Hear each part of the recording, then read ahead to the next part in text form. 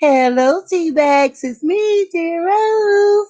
Welcome. I don't have any viewers yet, so I'm just going to wait just a little while. And if I don't get any viewers, I'm just going to get started because they can always come back and look at it later. So just a few moments.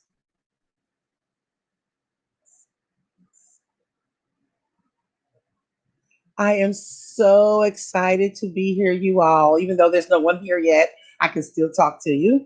I'm so excited to be bringing you some content and getting started. Thank you all for bearing with me on my new journey on YouTube.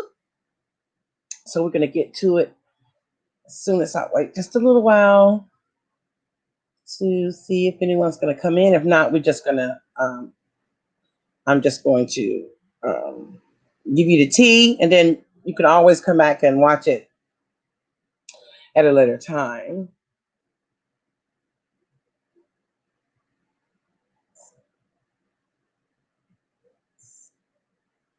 Yes.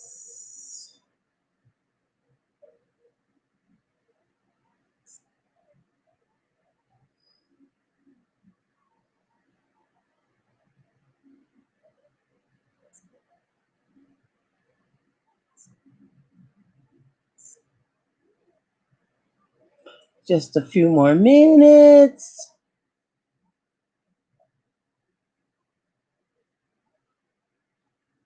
Okay, guys, let's just go ahead on and get started. I'm sure you all will come in and watch it at a later time. That's fine. I want to start with the tea, guys. Okay, my tea bags. Check this out. Gary Owens, estranged wife, Kenya Duke. You know, they were married. They just recently filed for divorce. Kenya is wanting $44,000 a month in spousal support from Gary. Although it's still not known exactly why they're divorcing, but in a deleted post, I think it was either Instagram or Twitter, she did allude to the fact that Gary may have been cheating. There's infidelity involved in the reason why she's divorced, and she is trying her best to protect his image, um, as well as a lot of wives do. Even though whether they're whatever type of business that they may be in, a lot of times wives always try to protect the husband when there's infidelity involved, because not only do is it a good thing to kind of do that is because if, especially if you have young children or if business is tied in together with your finances, you're not going to want to mess up his brand, or you're not going to want to mess up his livelihood, because that's part of your livelihood. If you're going to want alimony, if you're going to want child support, if you're going to want um, monies from your spouse, your estranged spouse or the person that you're disconnecting from, you don't want to mess their brand up. So you're gonna try to keep a lot of the infidelity and the things like that under wraps. If you don't have nothing to lose, hey, a lot of people, they go for it, they slander them on social media, um, a lot of women or men choose to, go different routes, spill a lot of, um, dirty laundry about the person. I've seen a lot of celebrity marriages where the husbands, the wives make the more money, like with Sherry Shepherd and people like that, when they're making more money than the husbands, and the husbands are asking for like spousal support and alimony and things like that. Mary J. Blige is another good example. So, in those instances, of course, they did not try to mess up their brand.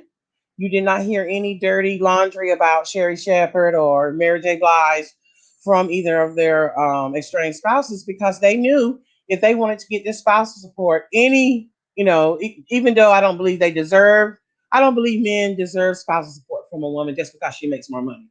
But everything is equal now. Things are a lot different than it was, back in the day. So when men are awarded that type of money, it's just odd to me. But it's only for a certain amount of time. It's not forever. So anyway, you are supposed to take care of your spouse and make sure they live according to the standards that they were living when you were together. So she is seeking $44,000 per month in spousal support. I think their two children are adults now. But let's read what People Magazine has to say about it. Kenya Duke has filed documents in court asking her estranged husband to continue paying $44,000 a month for their household expenses, as was customary during their marriage. Gary Owens' estranged wife, Kenya Duke, is seeking that $44,000 a month from the comedian in spousal support. According to court documents obtained by People, Duke, 46 years old, initially filed for divorce in March and is now claiming that Owen, also 46, has since stopped supporting her and their three children. One of the children was from a previous relationship before she met Gary. So she did have a child prior to marrying Gary. And then her and Gary had two children, a boy and a girl, during their union. Um, Supporting her and the three children, and has not answered texts regarding their finances. While I was hoping to come to an amicable agreement with my husband, she states, he has unfortunately left me with no choice but to file this RFO for support. Duke writes in a document, Gary and I have been married for over 17 years. 23 years ago, I left my promising career as an account manager to solely support Gary in his career. Now, we all know that comedians are they perform for peanuts in the beginning. I myself, as a comedian, know that most of the times, most of my gigs were unpaid. I would go to these comedy places and perform for nothing or drinks or something like that. Um, if you do private shows like your baby showers and cookouts and things like that, you might get a little money, a plate, but it's not really much. So she said she quit her job to um, to support him. She did a lot. I think she's owed the 44,000. Actually, she had two children, and a comedy career is up and down until you really get on. So, um, I think she's owed that. But anyway, let's continue reading. So, Duke goes on to explain that Owen has always financially supported her and the three children, but that she handled all of the bills. Gary made monthly deposits in the sum of 44,000 that I would use to pay for all our bills, credit cards, personal spending for myself and the children. She says, she continues, I'm requesting that Gary be ordered to continue making the monthly deposits of $44,000, as that has been our status quo for approximately 4 years, as well as a lump sum payment of 88,000 for the last 2 months. He has failed to provide me with funds. So she wants to back 2 months that he hasn't been supporting her and the children. And then going on further, she wants her $44,000 per month.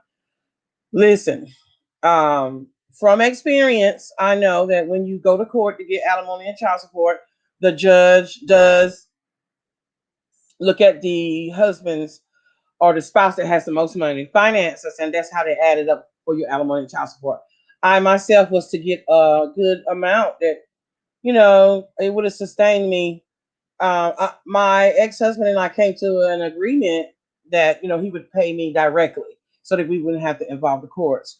So, but a lot of people with that type of wealth, you need a moderator or somebody to mediate it or somebody to make sure that the person is going to pay. So I can understand why she went to the court. She said she didn't want to, but I can understand why she did, because she really wanted him to do this. See, what we need to learn is when things like this happen in a relationship, divorce kills all types of communication. Infidelity kills the communication. She's very upset about probably what's going on. She's not telling, the press or anything. He's pushing her hand to me. He's pushing her.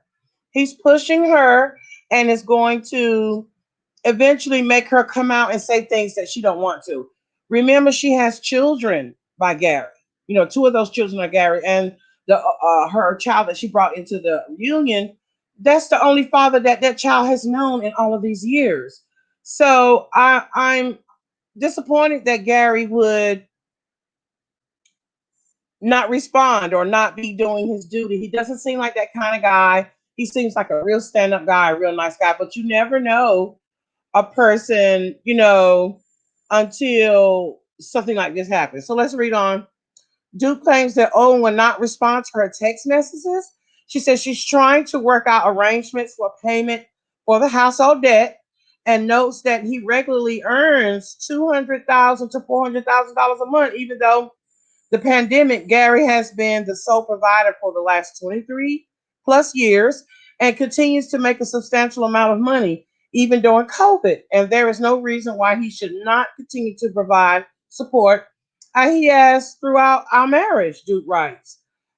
She further notes that she had to borrow $20,000 from a family friend to pay off family's American Express credit card bill, as well as some additional bills. Um, I humbly asked the court to order Gary to provide me with support in the monthly amount of $44,000, and that has been the status quo for the last 4 years, she exclaims. She said, I will continue to pay our monthly bills until a permanent arrangement can be made between us. I find it humiliating and hurtful to have to text Gary twice a month to ask for money, she concludes. The fact that he does not respond to those texts leaves me feeling extremely scared and anxious. I further request that Gary contribute to my attorney fees in the amount of $50,000, as I have no income or access to funds to pay my attorney beyond what I have already paid via credit card, for which I have yet to pay off. Um, Look, guys, I kind of sympathize with her. I also quit working, and my husband, as Tony Braxton can say, husband, he made all the money. So when you get ready to go through a divorce and you have no income, you don't got no mad money saved up, as my mom calls it. My mom says you always take whatever that you get extra from your husband, if you get an allowance, or maybe you're handling finances. Like I did pay all of the bills. He made the money, I paid the bills. But I never thought once to put away any money for myself. I never thought that we would break up. I mean, and I guess in her mind, she was like, Gary loves me, I love him. That was an interracial marriage. And I guess she was thinking that this would never happen. And lo and behold, he cheats, or he was some kind of infidelity, allegedly. And now she's without income. She's without access to money. So evidently, although she may have paid the bills, some way when he left, he didn't leave her that much control over finances, or that much control over money. I'm gonna hope that they can work this out. They both seem like really nice people. Kenya seems really nice, and we all know Gary's disposition. He's a really nice guy. When you're caught between a rock and a hard place, though, sometimes it may change a little bit of your personality, but overall, I think he's a really good guy. So let's hope that they can work this out. Kenya, I know how you feel, but hang in there, sis. This is gonna work out okay. Most of the time, white men pay their alimony and their child support. Just throwing it out there. All right, let's move on to the next story. Um, Porsha Williams, Real Housewives of Atlanta, has this buzz going on. Everybody's talking about her alleged, well, you can't say alleged because she did come out and say that they were engaged, but I'm going to still use alleged just to cover my ass. Her alleged affair with Fallon, one of her co-stars on Real Housewives of Atlanta. Fallon and her husband, now that they're in the throes of divorce, Simon. And Simon has stated that he offers $50,000 to anyone who can prove that he cheated on his estranged wife, Fallon. The entrepreneur also said he has an extra $25,000 for any receipt proving he dated someone while he was seeing Porsha Williams. So the young lady that they showed in the car, and she's also did an interview with one of the other tea spillers, says that he was seeing her, that he bought her drugs, and he told her how he was sad about things that was going on between him and Fallon and all of this stuff. This is just her words, allegedly. That's her side of the story. So he's saying it's all a lie. But my tea tonight is, let's go back down the timeline with Porsha. Okay. If Porsha is a pregnant, allegedly, we don't know if she's pregnant or not. We've just been hearing rumors. Okay. So this is just um hypothetically. If she's pregnant, we go back down the timeline. Okay, so she was seeing Dennis on and off.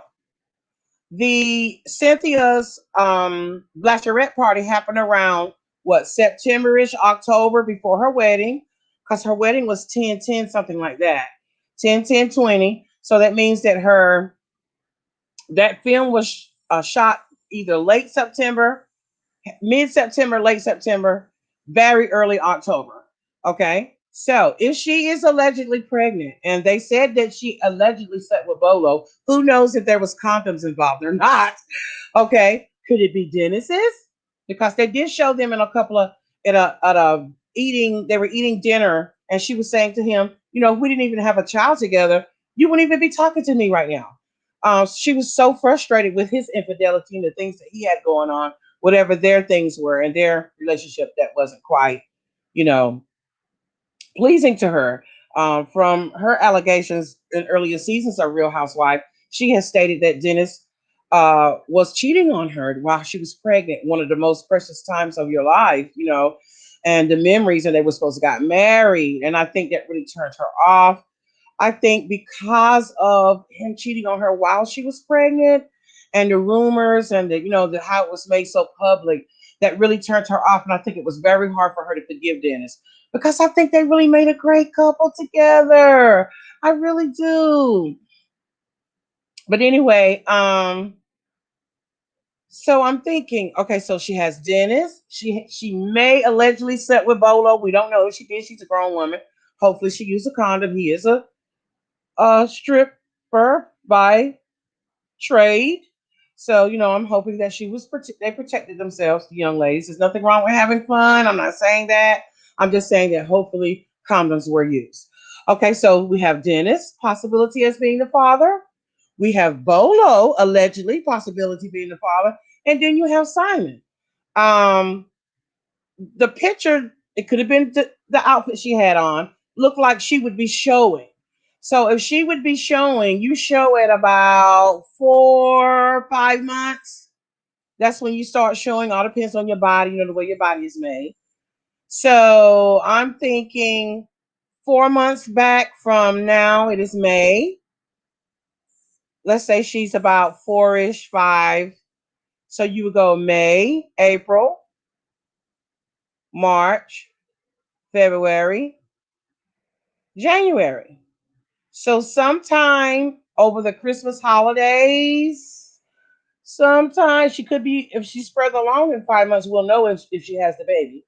But sometime between late 2020 and early 2021, allegedly, she may have been gotten impregnated. She's pregnant now, if it's true, if the alleged rumors are true that she's pregnant. But who is the father of this child? Now, I looked at some of the pictures of Porsha, Dennis, and Simon together. I looked at several photos, and you can always look at people's body language and to see exactly what's going on. So when I looked at the body language, I was like, I don't know. I don't know if that's really true um about them, her and being with Simon.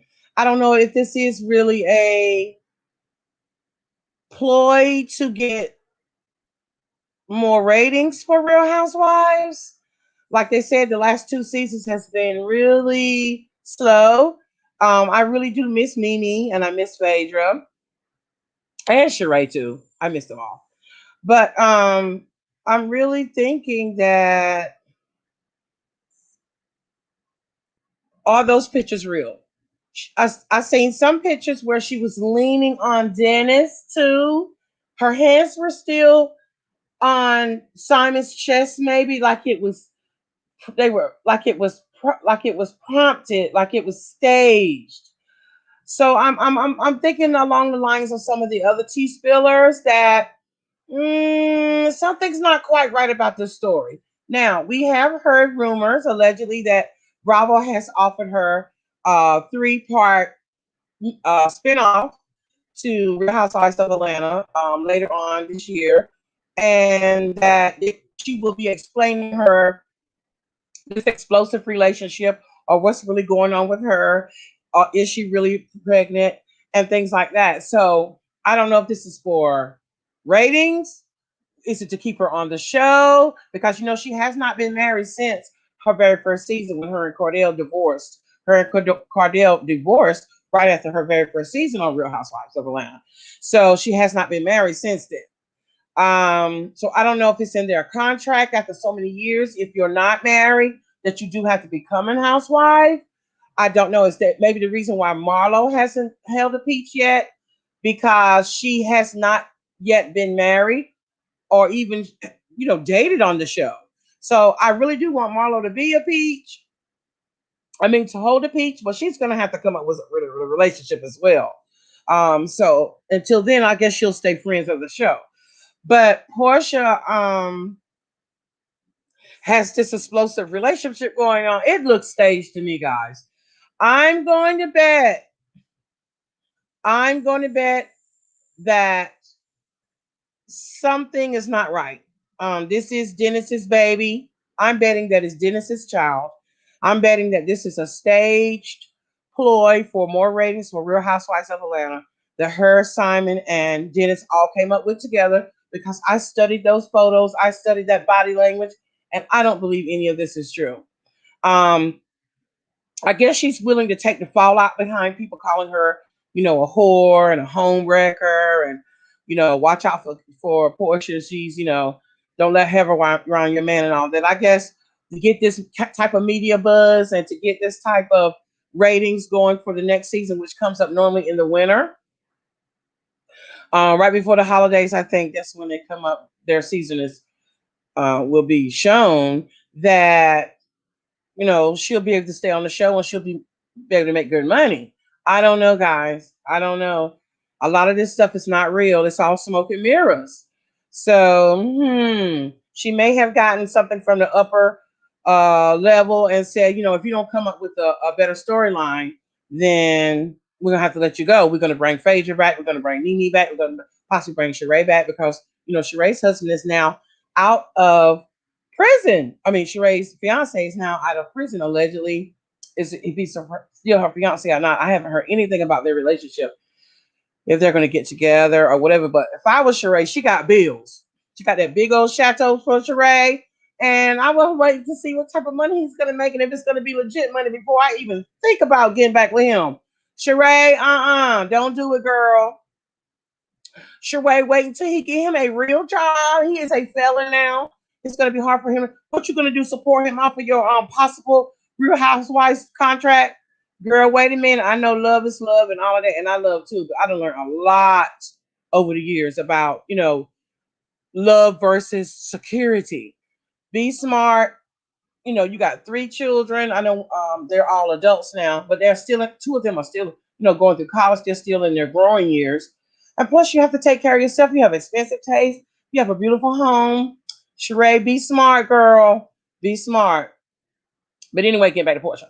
So I'm thinking that this has something to do. And if it does have something to do with the Real Housewives of Atlanta ratings, Porsha, do what you got to do, baby. Because I don't believe that she's sleeping with that guy. I don't believe that they're getting married for real or none of that. I think this 3-part special will show how she may be dating him or whatever, and then her and Dennis falls back in love, and it's his baby, and all this kind of stuff like that. Because I could have sworn on some of the my phone's ringing. I'm sorry. I could have sworn on some of the I could have sworn on some of the episodes I heard her mistakenly say that husband or married or something like that with Dennis. So who's to know that her and Dennis aren't secretly married? Who's to say? Who's to say? But anyway, I don't know, guys. I've listened to all the teas being spilled about them, and I know some of you guys had real good receipts. I don't know. I don't believe it. I don't believe any of it. I just don't. I think some of it is staged.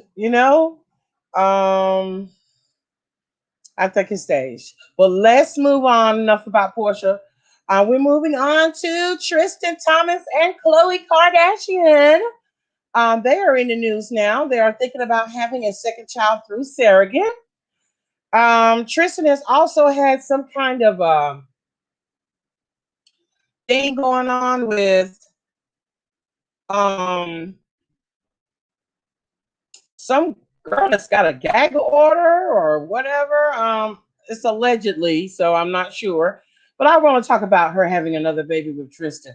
I've been watching the last two um, seasons of um, Keeping Up with the Kardashians because, of course, this is their very last season, as they said. And I've been watching Tristan and Khloe's communication and how they are together. I think he really is sorry about what happened with Jordan. I don't think that nothing really happened between him and Jordan. Something may would have started, but because it got out, it ended.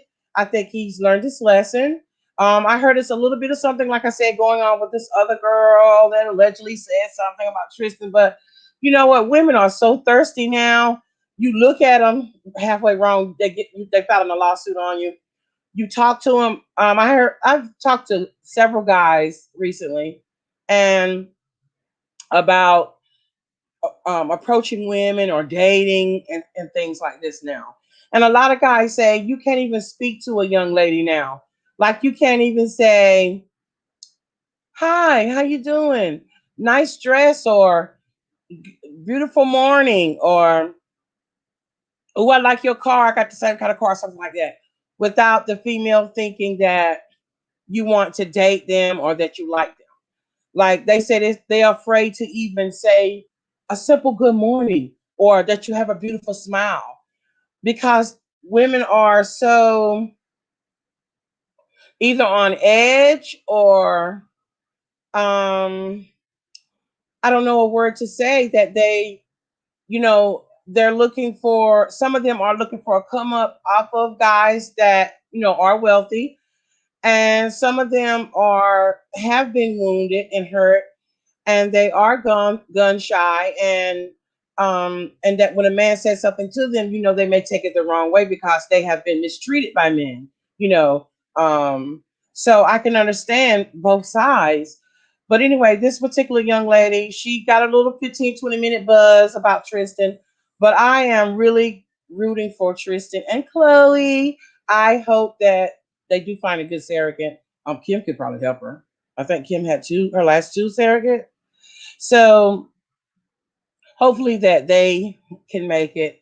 I think they are a great couple together. I think they did great parenting while Khloe had COVID.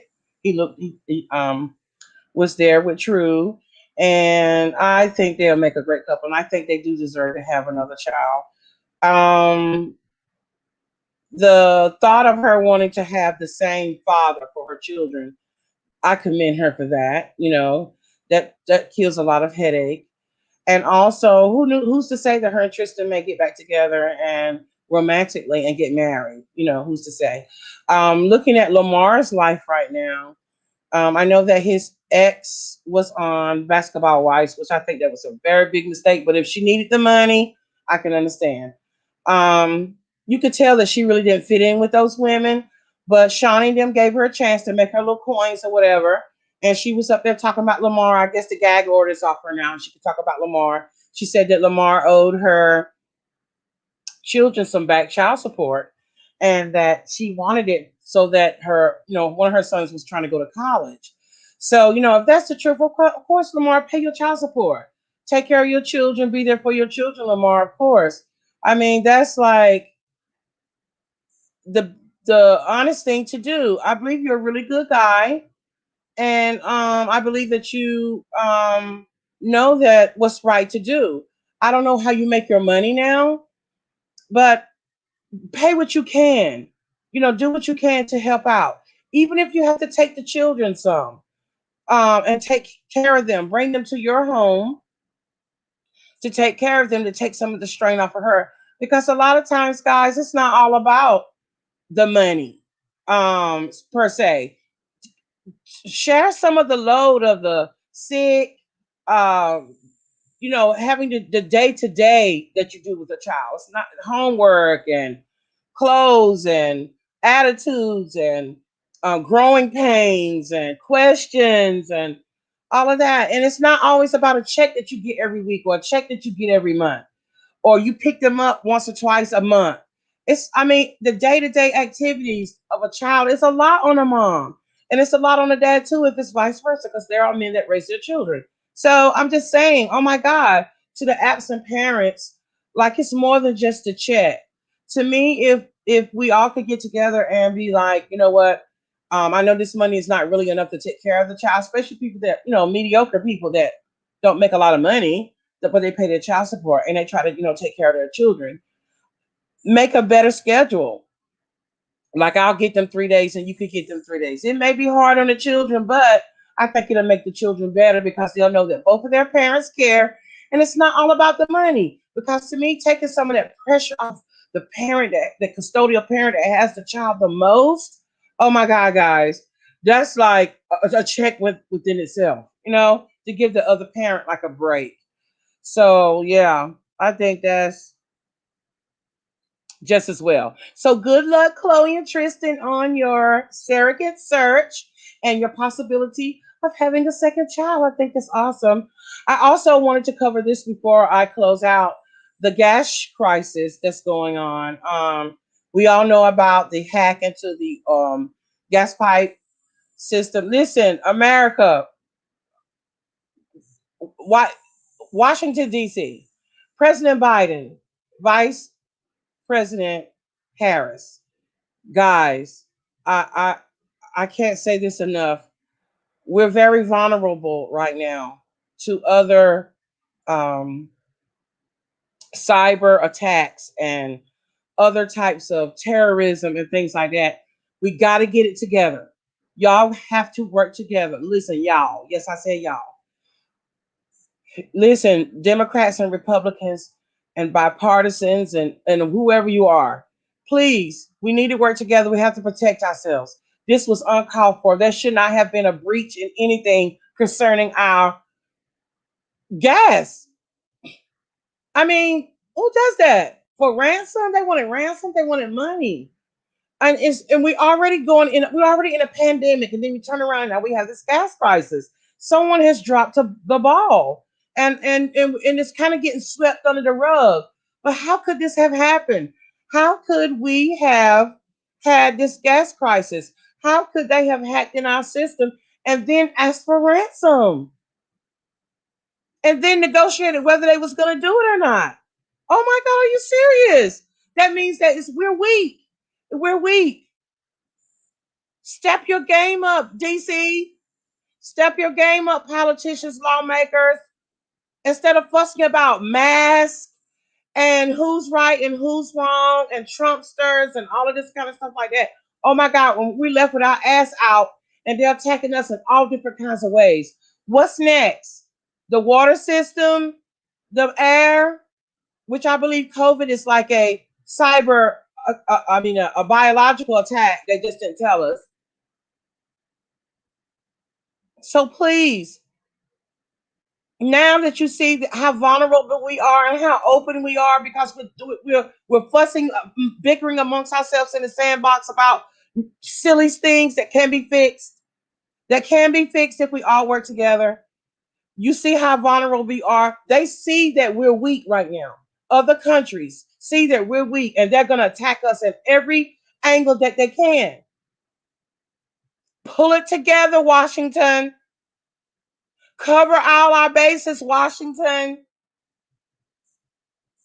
Stop this bickering and arguing over silly things. Let's work together.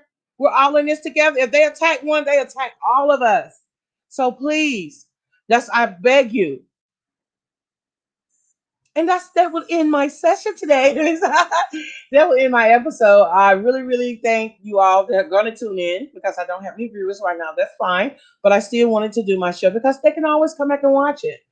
So thank you for tuning in to Plus Size Tea with Dear Rose. This is my second live show, and I'm really excited to have you guys tune in. I hope to see you soon. Smooches.